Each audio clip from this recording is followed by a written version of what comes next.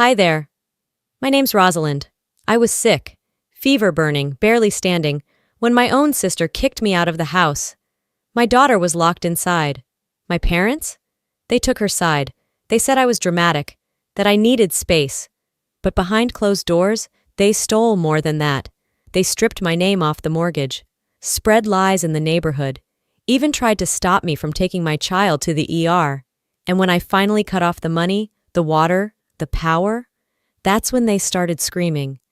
It started with a shiver I couldn't shake, the kind that settles deep in your bones and whispers that something worse is coming.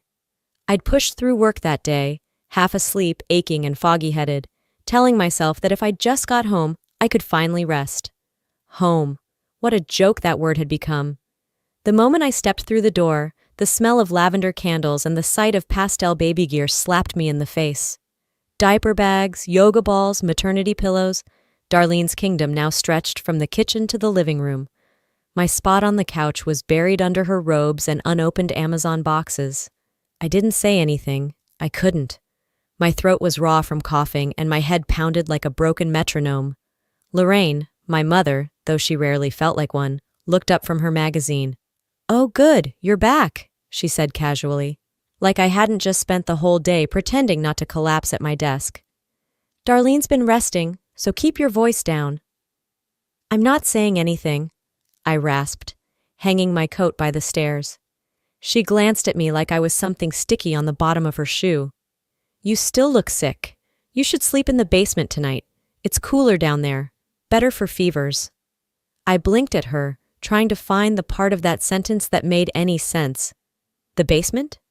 You're young. You'll bounce back," she added, waving her hand dismissively. Darlene didn't even look up from her phone. She was nestled in the recliner, one hand on her round belly like she was cradling a crown jewel.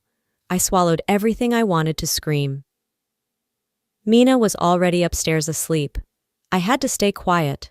For her. That night, I curled up on an old futon in the basement, wrapped in a scratchy blanket that smelled like mildew. I didn't sleep much. The chill crept into my skin, and I coughed until my ribs throbbed. The only warmth I had came from the thought that maybe, just maybe, tomorrow would be better. It wasn't. I'd barely opened my eyes when I heard Darlene stomping down the stairs. "Are you serious right now?" she shouted. "Do you not care that I'm pregnant? You're up here coughing like a diseased raccoon."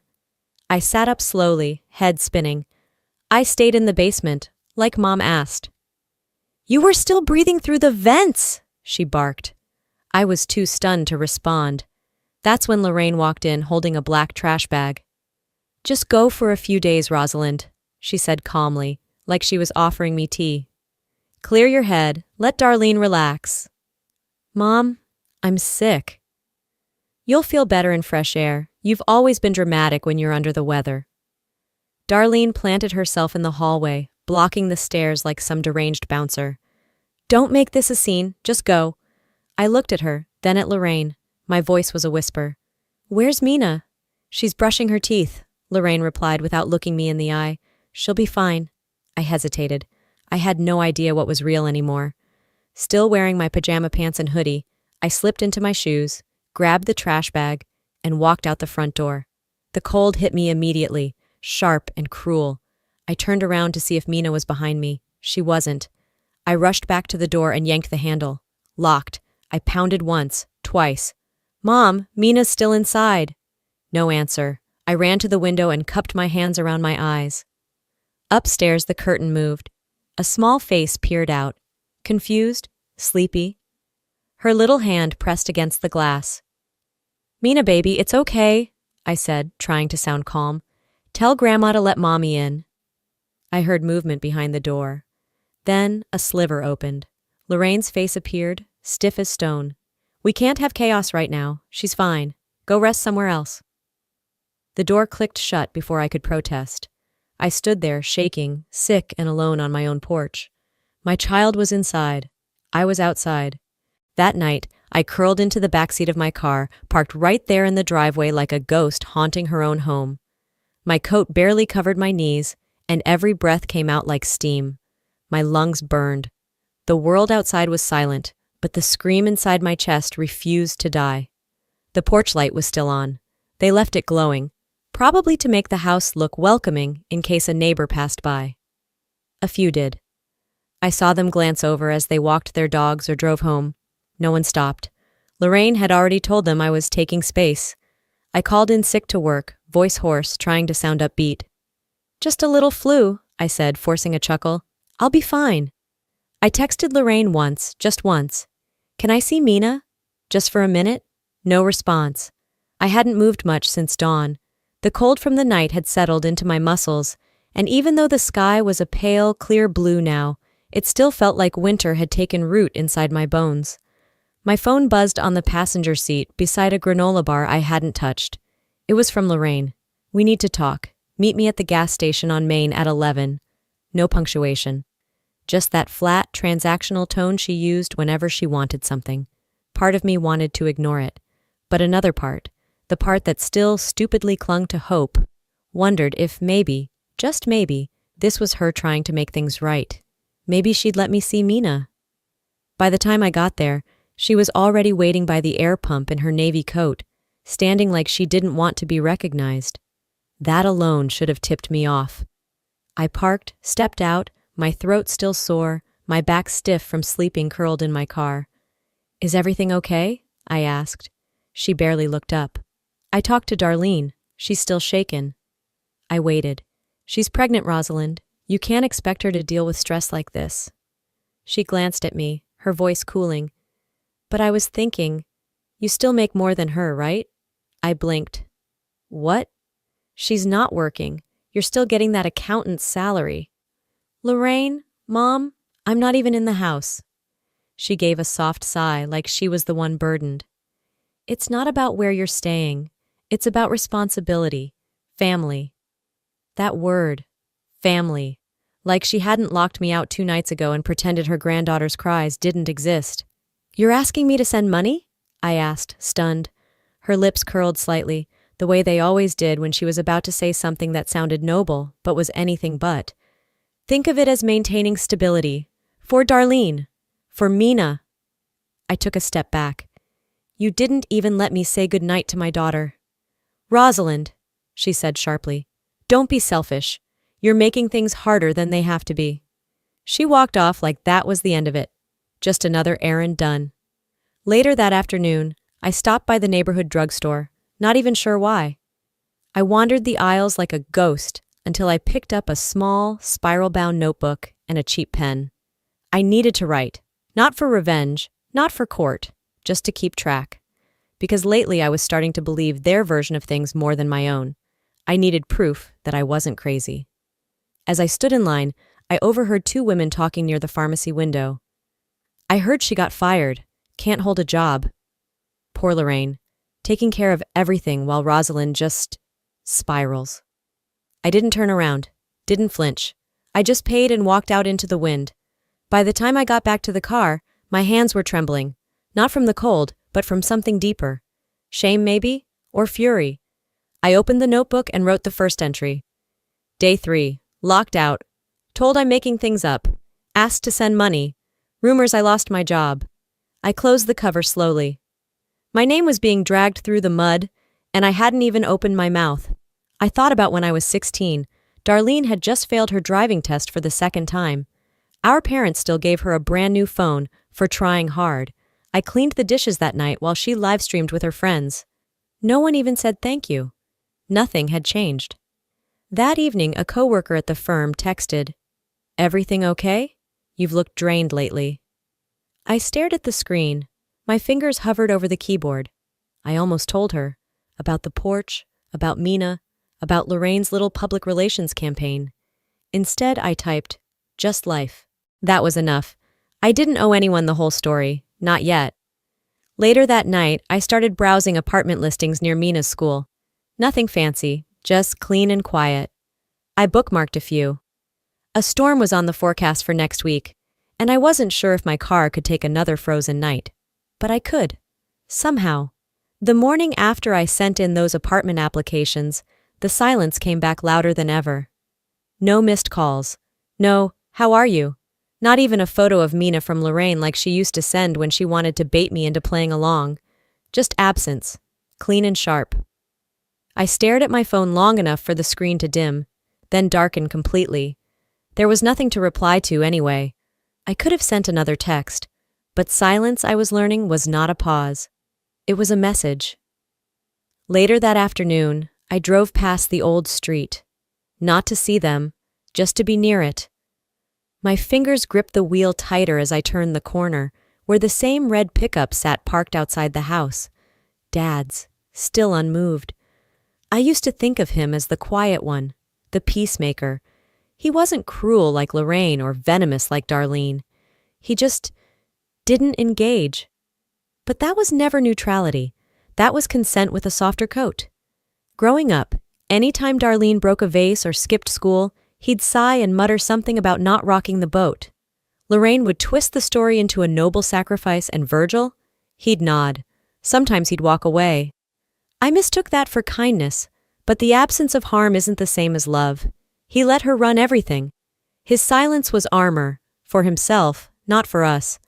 That realization cracked something in me. Not a break, just a shift, like bones realigning after years of bad posture. I had brought a small box with me, Mina's old toys she no longer played with.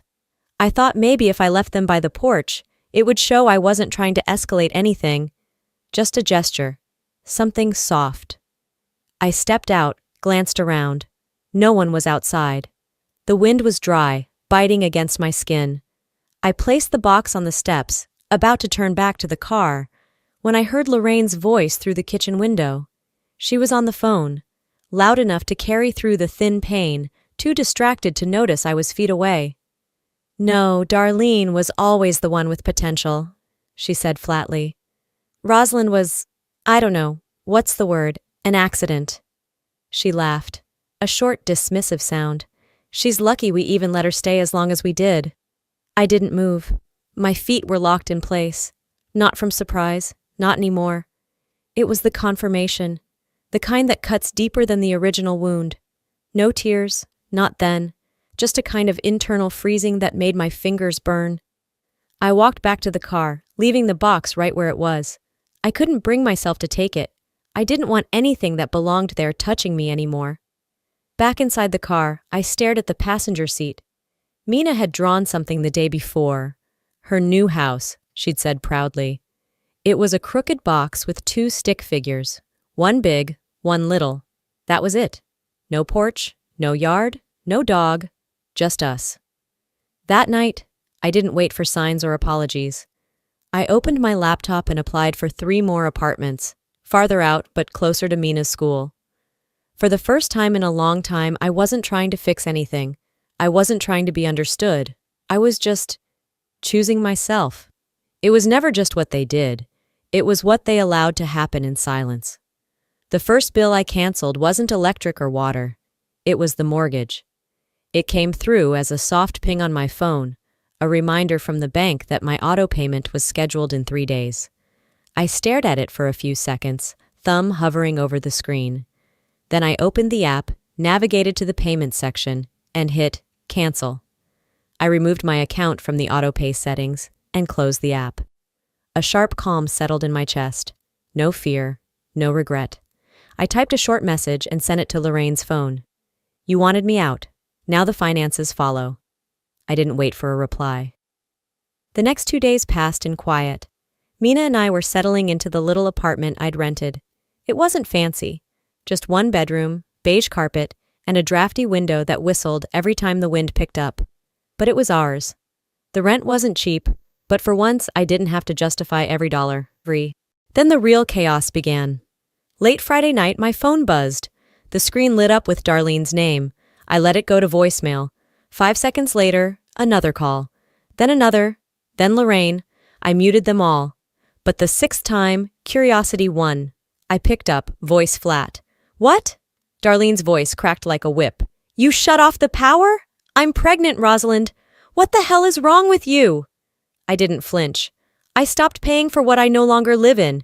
You'll need to cover your own utilities now. You're trying to kill me and my baby. I almost laughed. I kept the lights on for 2 weeks after being thrown out. You chose this. Click. That night, the voicemails rolled in like a storm surge. Lorraine sobbing, trying to sound wounded. "Rosie, please. It's not right to do this to your sister. Think of the baby. You've always been stronger than her. Be the bigger person." Funny how my strength only mattered when it benefited them. She never said she was sorry. Not once. The next morning, I woke up to silence. No missed calls, no texts, no new messages. Just the low hum of the space heater in my room, and Mina humming to herself while drawing at the kitchen table. She'd started making to-do lists for our future home. 1, pink curtains. 2, big bathtub. 3, snack drawer that's only for me and Mom. That Saturday, we walked to the grocery store. It was cold, but she insisted on wearing her little dinosaur hoodie. We stopped for hot cocoa at a corner cafe and split a blueberry muffin. She didn't ask about Grandma or Aunt Darlene, and I didn't bring them up. As we headed home, I realized something had shifted. I wasn't angry anymore. Not actively. I was tired, but in a clean, quiet way, like the body finally resting after carrying too much. That night, as I sorted mail and receipts, a message popped up on my phone. "Darlene, you'll regret this." That was it. No greeting, no signature, no attempt at softness. I stared at it, then took a screenshot and uploaded it to a folder titled Documentation Family. I'd already started tracking things, just in case. On Monday, during my lunch break, I visited a small law firm near downtown. The consultation was free, and I didn't need much, just someone to tell me what my rights were and what to expect if Darlene escalated. The lawyer was sharp and kind. She didn't pity me. She listened, asked questions, and gave me options. When I stepped back out into the wind, I zipped up my coat and exhaled. I wasn't afraid of the next storm. I'd walked through it barefoot once. This time, I carried my own umbrella. There are moments in life when silence is strategy, but then come the moments when silence is surrender, and I was done surrendering. It started with an envelope. Ordinary, except the seal had been torn and resealed with clear tape. A forwarded bank statement, addressed to my new apartment, clearly tampered with. I sat at my desk at work, staring at it for a full minute before pulling up the camera footage. I'd installed a small security cam near my mailbox when I moved in, just in case, just like the lawyer had advised. The footage loaded, blurry at first. But then, there she was, Darlene, clear as day, using a key to open my mailbox. Her hoodie was pulled low, but I knew that posture, that smug little head tilt she always gave herself when she thought no one was watching. I exhaled slowly, paused the video, and saved the clip in the legal folder I'd created on my desktop. By lunch, I'd drafted the email. I didn't raise my voice. I didn't curse. I just told the truth, line by line.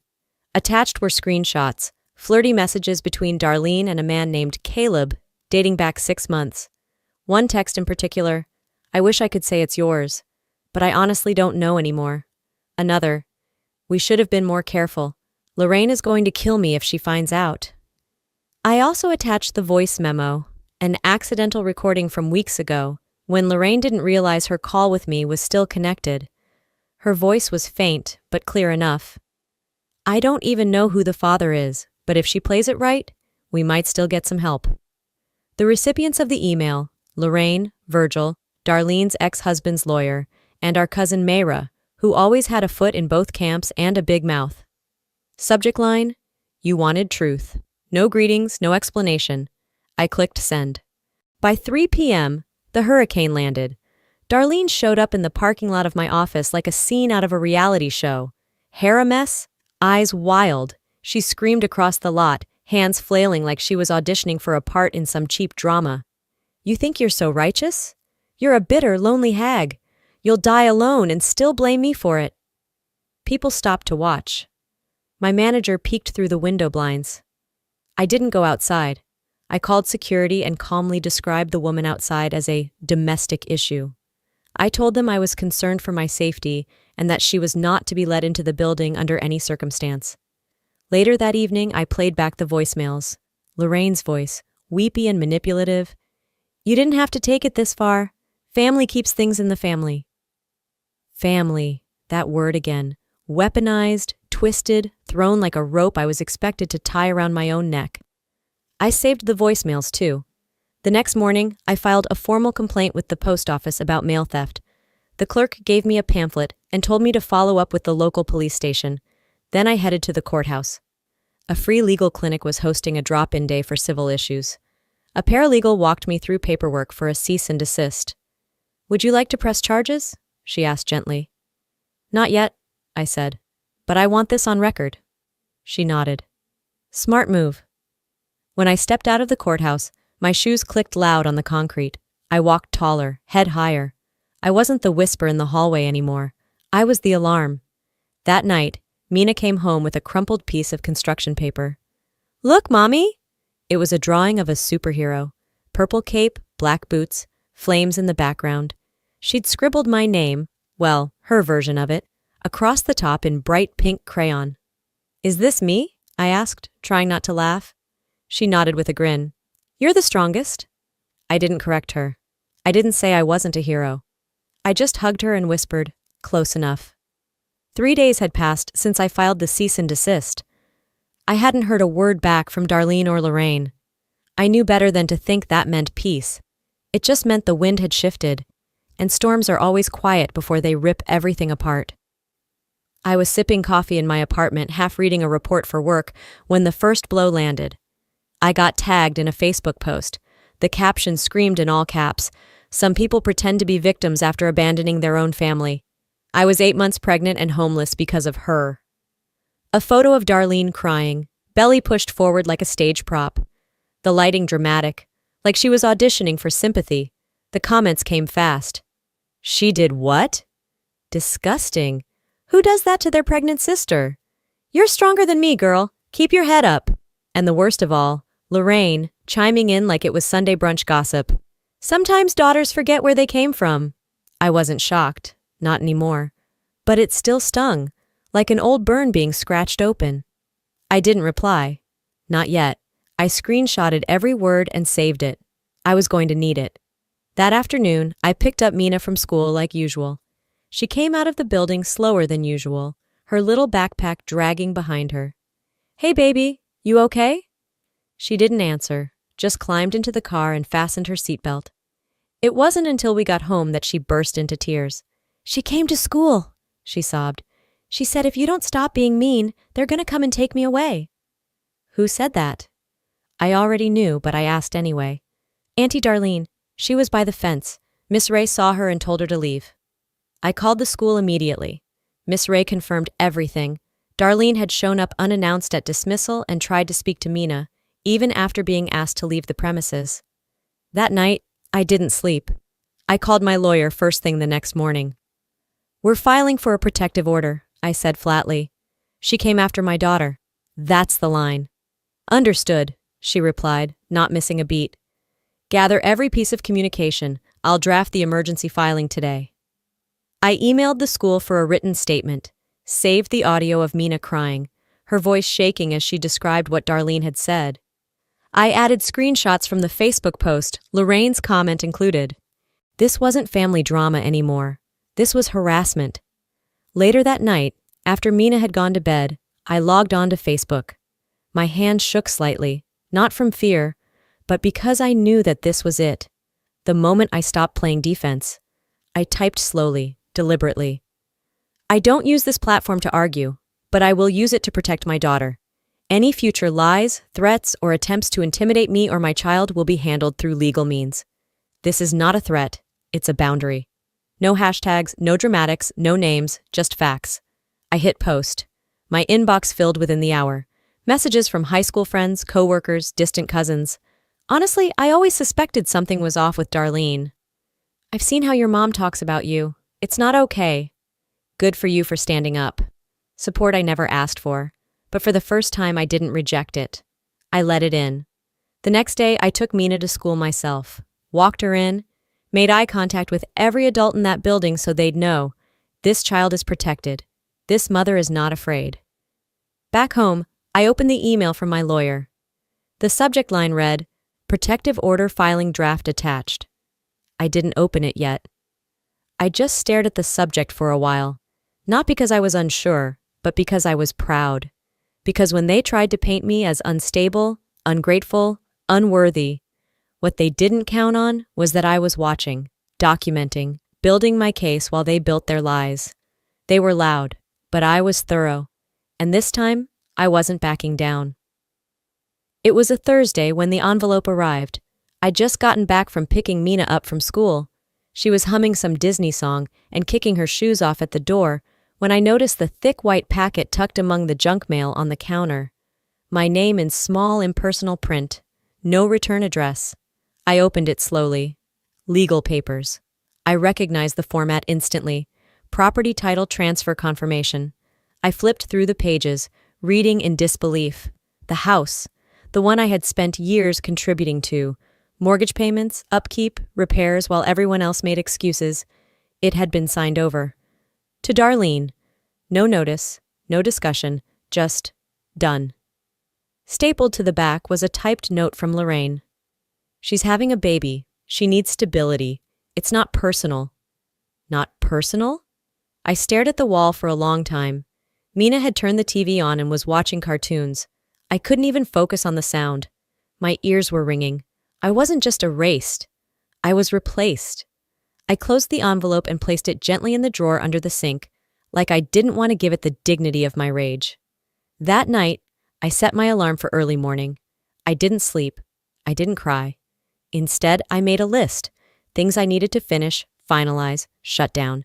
I needed control of something, even if it was just my to-do list. But the universe had other plans. It was around 2:30 a.m. when I heard a sharp gasp from Mina's room. Then a cry. I ran in. She was curled in a ball, clutching her stomach, her forehead damp with sweat. "It hurts, Mommy," she sobbed. "It really hurts." I threw on a jacket over my pajamas, grabbed my keys and wallet, and scooped her into my arms. We made it to the front door, and that's when I saw her. Darlene, standing at the base of the stairs, arms folded like she belonged there. Her belly looked bigger than ever under her hoodie. "You're not taking her anywhere until we talk," she said. I blinked. "What?" "You heard me," she snapped. "You've been spreading lies and now you think you can just run away with her? She's in pain. Move." I said we need to talk. I didn't let her finish. I stepped forward, shielding Mina in my arms, and shoved Darlene aside with my shoulder. She stumbled back, caught herself on the railing. "Don't you touch me!" she shrieked. "Then don't block a mother trying to get her child to the hospital," I shot back. Mina whimpered against my chest. I could feel her shaking. A neighbor opened their window across the lot. Someone called out, "Everything okay?" "No," I answered, breathless. "Call the police." And then I was moving, running, unlocking the car, settling Mina in the back seat, heart thudding so hard it felt like my ribs were about to snap. Red and blue lights arrived minutes later, washing over the complex like a warning flare. Darlene was yelling something about being assaulted. I didn't respond. I just handed the officer my ID and pointed at Mina, who was now pale and quiet in the back seat. "She needs help," I said. "That's all that matters." One officer took Darlene aside. Another waved me forward. "Follow the ambulance," he said. We arrived at the hospital just before 4 a.m. appendicitis, emergency surgery. The doctor said if we'd waited another hour, it could have ruptured. I sat beside her hospital bed as machines beeped and monitors blinked. She was asleep, finally calm, her tiny hand wrapped around two of my fingers. Later that night, after the surgeon checked in and the nurse changed her IV, one of them lingered at the door. "She asked about her aunt," the nurse said gently. "She wanted to know if she was coming back." I didn't flinch. "No," I said. "Not anymore." The nurse nodded slowly and left us alone. I leaned back in the chair, exhausted. But more than that, done. They'd taken the house. They'd lied, manipulated, twisted my every move. And now they'd tried to stand between me and my child's health? That wasn't just betrayal. That was dangerous. Whatever came next, they could spin their stories and play victim all they wanted. But this time, I had police reports, hospital records, and a child's trust in her mother that no one, no paper, no signature, could take away. The first light of morning slipped through the blinds, casting faint stripes across the floor. My phone buzzed on the nightstand, its vibration low but insistent. I hesitated before reaching for it, still groggy. I wasn't expecting anything, certainly not from that app. It was the mortgage portal. The one I hadn't touched in over a year. The same portal that once kept me up at night, calculating balances, checking payment dates, rereading statements, second-guessing everything. Since the day I signed away my part of the house, washed my hands of that cold, joyless structure, I had left it behind. Or so I thought. Curious more than anything, I tapped the notification. The app opened slowly, like it knew what it was about to reveal. And there it was, in bold red. Final notice, foreclosure initiated. Past due balance, auction scheduled, legal action pending. I stared at it for a long moment. No panic, no guilt. Just stillness. Then, I pressed delete. Let them handle it. Let them sort through the wreckage of what they fought so hard to control. That house had never been a home. Not for me. Not for anyone who wasn't willing to bend and break to fit into its pristine mold. They had obsessed over appearances, over discipline, over power. And now, they could own the collapse too. I turned over and looked at Mina, still wrapped up in her blanket, her face soft in sleep. Her tiny chest rose and fell in that slow, steady rhythm only children have. She was everything the house had never been. Warm, alive, safe. She was home. Later that day, after dropping Mina off at daycare, I found myself reaching for the bananas on the counter. They were just ripe enough. I didn't want banana bread. I wasn't even hungry. But I needed the motion, the routine, peel, mash, mix, the way the batter came together slowly with each stir. The warmth that spread through the apartment as it baked.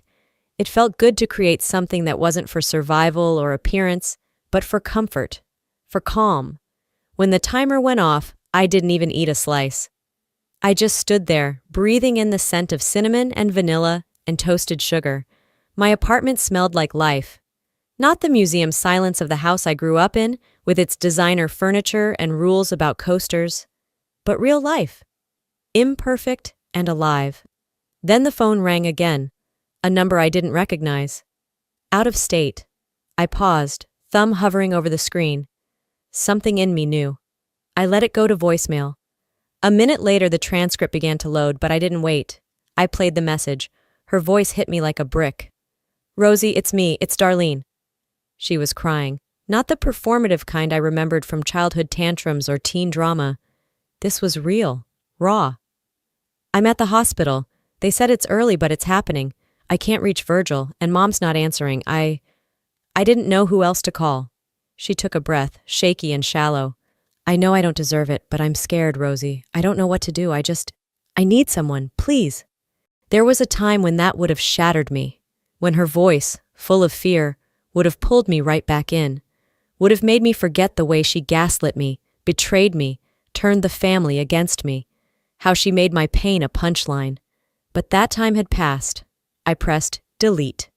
Not out of revenge, not out of anger, just necessity.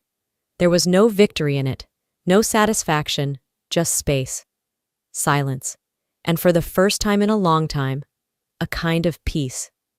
The next morning, I had an appointment at the hospital, unrelated to Darlene. I wasn't there to check on her or offer support.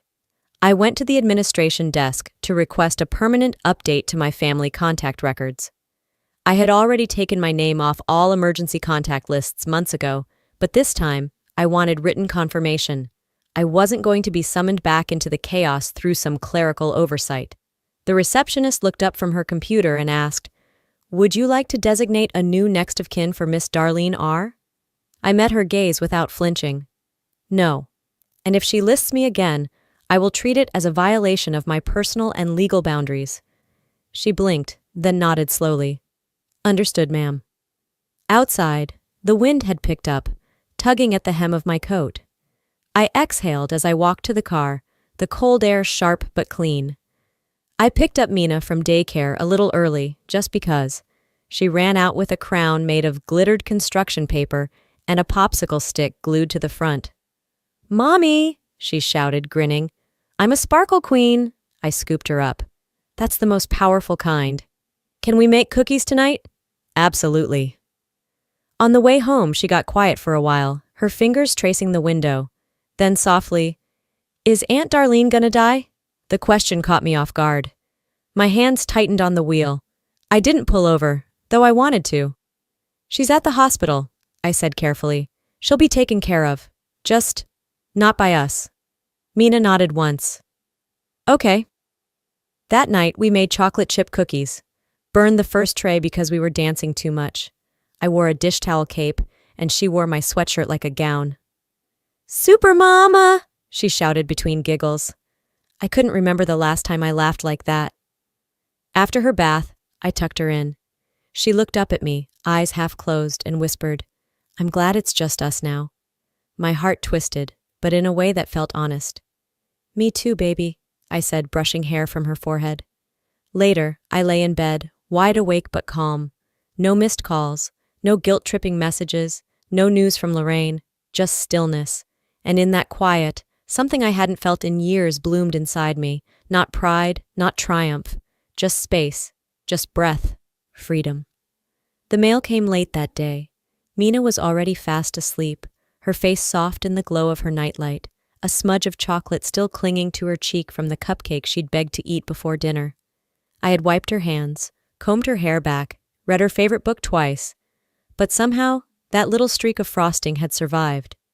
It made me smile. Outside, the air was cooler than usual for Austin, and the sidewalk still held on to the day's heat.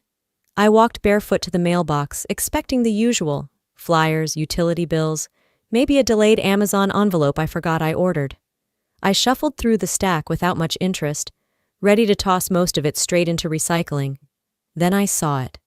An off-white envelope, slightly bent at the edges like it had traveled through several hands before landing in mine. My name was written across the front, unevenly in familiar handwriting, slanted, hesitant. Virgil. I stood in the doorway for a long while, the envelope in one hand, mail in the other, unsure what to feel. I didn't open it right away. I didn't even go straight to the couch. I walked into the kitchen, poured myself a glass of water, and stood at the sink for a few moments, listening to the quiet hum of the fridge. I wiped down the counter even though it was already clean, rearranged the fruit bowl, adjusted a crooked magnet on the refrigerator, all stalling, all small rituals to brace for something bigger. Finally, I sat down and opened it.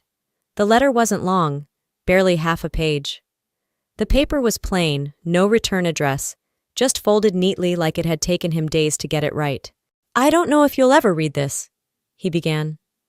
He said he was living in a small one-bedroom now. Not much space, but quiet. His words made it sound like a confession, not a complaint. He wrote about Lorraine, how she hadn't spoken to him since the foreclosure, how the silence between them had grown like mold in a forgotten corner. He wrote that he thought staying quiet during all those years was the same as keeping the peace. "But I see now," he wrote, "that silence was the loudest betrayal of all." I waited for a wave of something, tears, anger, even pity, but none came. Not because I didn't feel. I felt everything. But what settled in was a clear, quiet kind of knowing, the kind that doesn't need to be spoken aloud. I folded the letter carefully and tucked it away in the back of my desk drawer, right behind old bank receipts and Mina's first attempts at drawing people. Stick figures with giant heads and wobbly smiles. The letter didn't need a spotlight or a frame. It just needed a place to rest, like truth. Late, but here. That Saturday, the weather finally shifted. After a week of gray skies and sluggish drizzle, the sun pushed through. I packed a small picnic, peanut butter and jelly sandwiches cut diagonally the way Mina liked, some apple slices, 2 juice boxes, and a cookie wrapped in foil. We walked to the park hand in hand, not saying much. The light felt softer, the breeze kinder. Mina laid the blanket down herself. I sat with a book while she worked quietly in her sketchpad, tongue between her teeth, using colored pencils worn down to stubs. I didn't ask what she was drawing. I just let her be. When she was done, she passed the paper to me without a word. "This is us," she said, beaming. The drawing was simple. 2 stick figures, one tall with messy curls, one short with a big red heart on her shirt. "Just us," she added, as if to mark the boundaries of our world. "That's more than enough," I said, and meant it.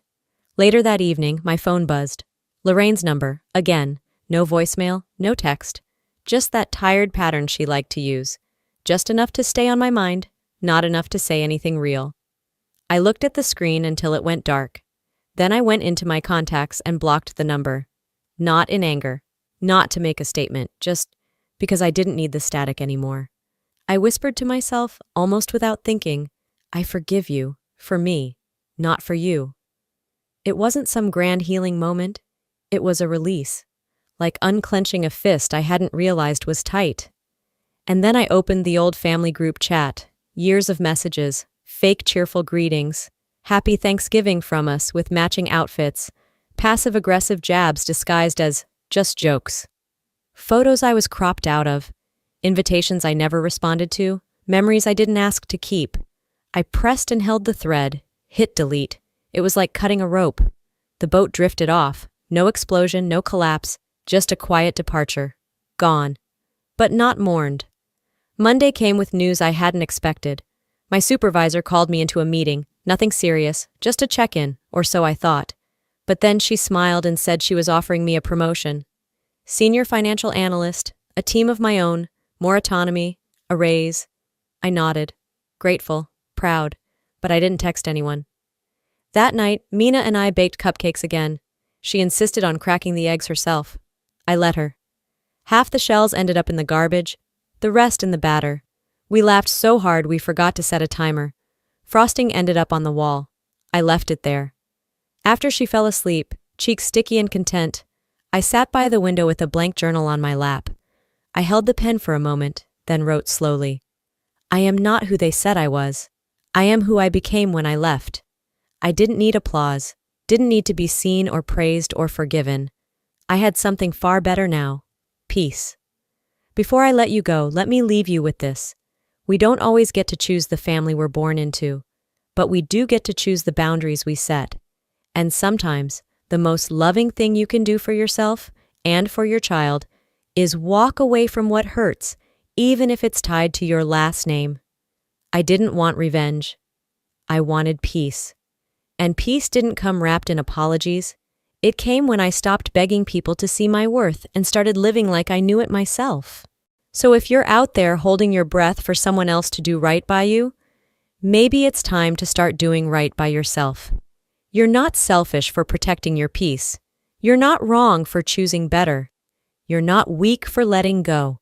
And if you're still in the storm, I see you. You're not alone. What about you? Have you ever been pushed so far that you had no choice but to let go? What would you do if your own family turned against you? Tell me in the comments. Drop a 1 if this story hit home for you, or share where you're watching from. And if this story didn't quite sit right with you, I want to hear that too. Your voice matters here. And hey, if you want more stories that speak truth, stir emotion, and remind us all how strong we really are, don't forget to subscribe to this channel and turn on notifications. You never know. Next time, it might just be your story that helps someone else heal. Thanks for listening. I'm so glad you're here.